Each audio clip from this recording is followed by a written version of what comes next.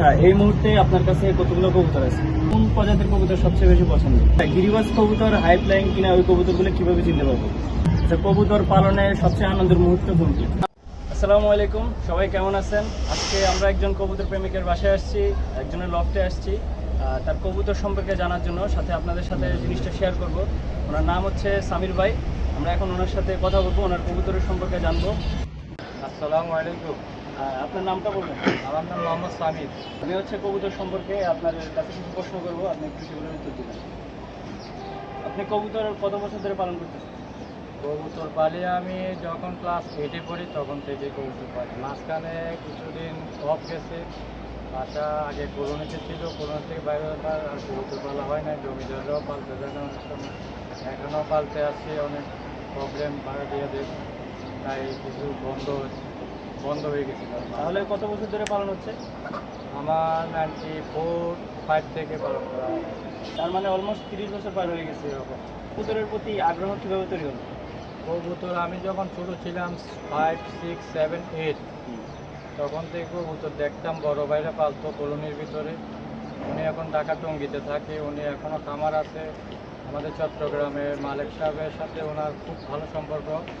ওনার থেকে আমি কবুতর একটা আনতাম, ওনার কাছে আবার চলে যেত। মানে শখ ছিল বড় ভাইদের থেকে দেখে কবুতর পালা।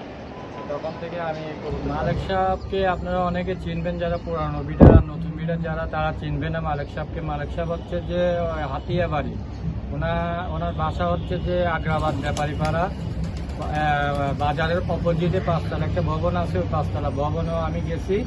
সেখানে গেছি যে আমি ঢাকার যে টঙ্গীতে থাকে জসিম ভাই, উনি আমাদের স্টিল মিল কলোনিতে ছিল, ওনার রেফারেন্সে আমি মালিক সাহেবের বাসায় গেছি।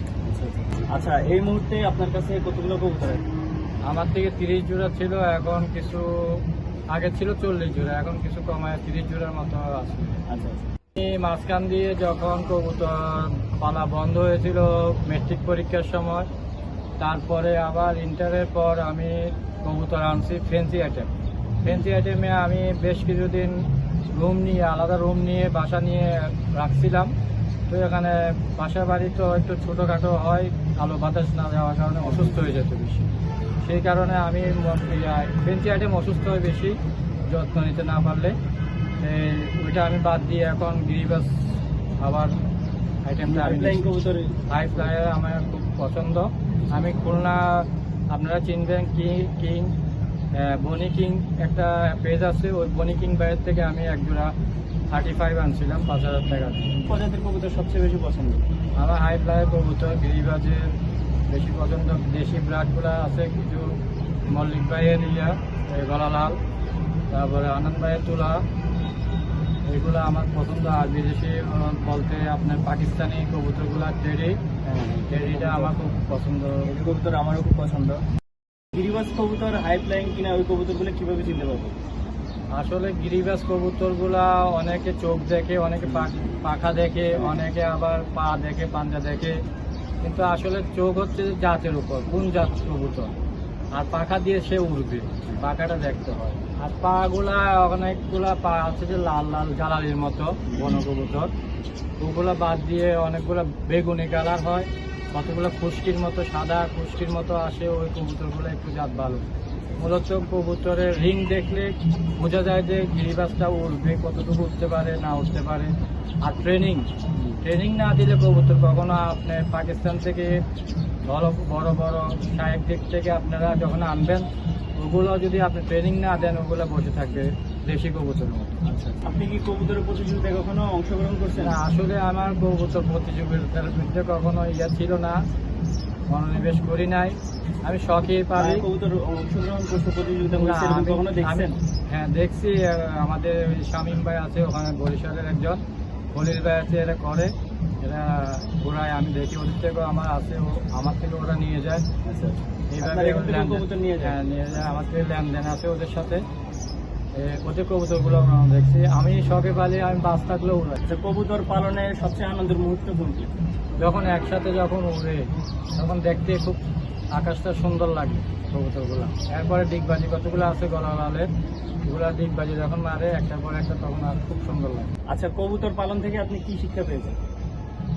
কবুতর পালন থেকে শিক্ষা বলতে যে কোনো কাজে গেলে দায়িত্ব এবং কর্তব্য যদি না থাকে কোনো জিনিসই হয় না। আপনি কবুতর ভালোবাসা আর ভালোবাসা থাকতে হবে, আর ভালোবাসা এটা আল্লাহর তরফ থেকে এই কবুতরের প্রতি দিছে। তৈরি হয়ে যায়। আর গিরগিটিকে আল্লাহ পাক বলছে যে দেখলে মারতে, আর কবুতরের ভিতর মানুষের ভিতরে কবুতরের যে মহব্বত ভালোবাসা এটা আল্লাহ পাক রব্বুল আলামিন স্বয়ং দিছে আমাদের ইব্রাহিম আলাইহিস সালাম থেকে এটা পালন করেছে। যারা নতুন কবুতর পালন করতে চায় তাদের ব্যাপারে আপনি কি পরামর্শ দিতে চান? কবুতর পালন করতে হলে আগে তার জায়গায় স্পেস লাগবে, তার ভালোবাসা লাগবে। আর হঠাৎ করে যদি নতুন করে কোনো কবুতর পালার ইচ্ছু হয়, সে অল্প অল্প থেকেই সে শিখতে পারবে, একটু ধাক্কা খাবে, একজন থেকে জানবে, এভাবে করে তার ইয়ে হয়। কিন্তু ওর মূলত স্পেস লাগবে কবুতর পালার জন্য। আচ্ছা, অনেক অনেক ধন্যবাদ ভাই আপনাকে। আশা করি দর্শকরা আপনার থেকে নতুন কিছু জানতে পারছে। আশা করি নতুন যারা কবুতর পালন শুরু করতে চান আপনাদের এই ভিডিওর মাধ্যমে অনেক কিছু শিক্ষণীয় আছে। তো আশা করি সবাই ভিডিওটা দেখার জন্য সবাইকে অনেক অনেক ধন্যবাদ। তামিল ভাই আপনাকে স্পেশালভাবে অনেক অনেক আপনার ধন্যবাদ। ভক্তদেরও ধন্যবাদ। আবার একটা সালাম দিয়ে শেষ করতেছি। আসসালামু আলাইকুম। আসসালামু আলাইকুম সবাইকে।